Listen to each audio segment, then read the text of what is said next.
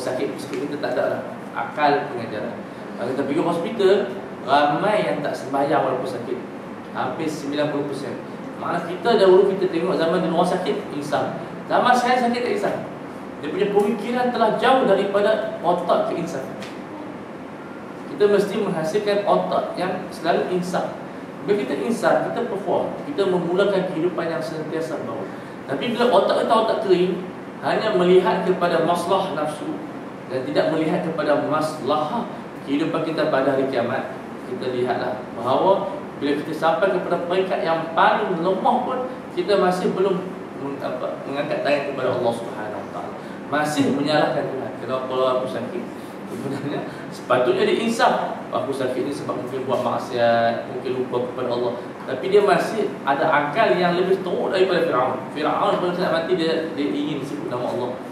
Ini nak mati pun masih mengharapkan duniawi yang menyebabkan dia sentiasa hanyut. Maka Allah Subhanahu Wa Taala menyebut, "Wa man a'rada 'an dzikri fa inna lahu ma'isyatan dhanka wa nahsyuruhu yawmal qiyamati a'ma."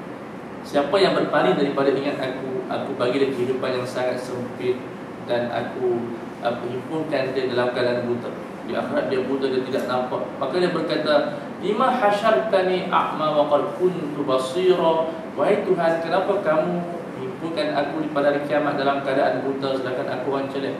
Kadzalika atatka ayatuna fanasitaha wa kadzalika al-yawma tunsa. Demikianlah datang ayat-ayat kami daripada ayat Al-Quran, daripada kesan Allah alam sekitar yang Allah bagi dalam bentuk bencana, kadang-kadang kuasa Allah pada alam yang cukup luas. Ayat Quran dan juga ayat-ayat yang kita katakan dalam bentuk kehebatan matahari, bulan, dia tengok semua kuasa Allah daripada Quran dan juga dia alam sekitar. Dia lupa kepada ayat tersebut, lupa sangat bahaya. Wa kadzalika al-yawma tunsa. Demikianlah balasannya kepada orang yang lupa kepada kami lupa yang pada hari kiamat. So ini pembalasan yang Allah tetapkan. Maka kita mesti memperbanyakkan ingat kepada Allah. Sebab bila kita ingat kepada Allah, banyak benda yang mana kita akan perolehi yang tak diperolehi oleh orang-orang lain. Ketenangan, idea yang baik, kehidupan yang tenang, kehidupan yang maju. Orang yang ingat Allah selalunya performa dia meningkat. Performa dia meningkat dalam bentuk keyakinan. Kerana dia membuat perasaan takut, perasaan syak, perasaan was-was, dan keyakinan yang cukup tinggi. Maka sinilah di antara benda yang patut kita ambil peringatan. Wallahu ta'ala a'lam. InsyaAllah kita akan bincang pula masalah tiada berkehendak oleh cita yang tinggi. Makna dia semua benda di bawah kehendak Allah. Kita punya cita pun di bawah kehendak insya-Allah. Kalau ada persoalan kita buka. Ustaz, apa beza mengeluh dengan mengadu? Kalau kita berdoa kan, kita takut jadi doa kita macam apa? Mengadu pada Allah kita menunjukkan kelemahan kita. Mengeluh kita memprotes ke atas takdir Allah. Ya Allah, kenapa macam ni? Apa dah buat baik dah? Kita rumah sembahyang ke langit. Orang itu okey je. Kan banyak manusia begitu. Bila dia ditimpa dia panggil halua. Dan kita baca buka surah. Semalam saya dululah Tuhan bagi kita ni jahil tengok baca. Kita baca Quran tapi tak ambil perasan. Umur 32 barulah nak perasan ni. Dalam surah pada Ma'arij sampai Quran, Allah bagi kita satu rawatan dalaman yang sangat bagus.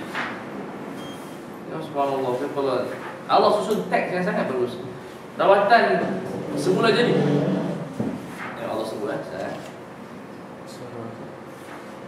surah Al-Ma'arij.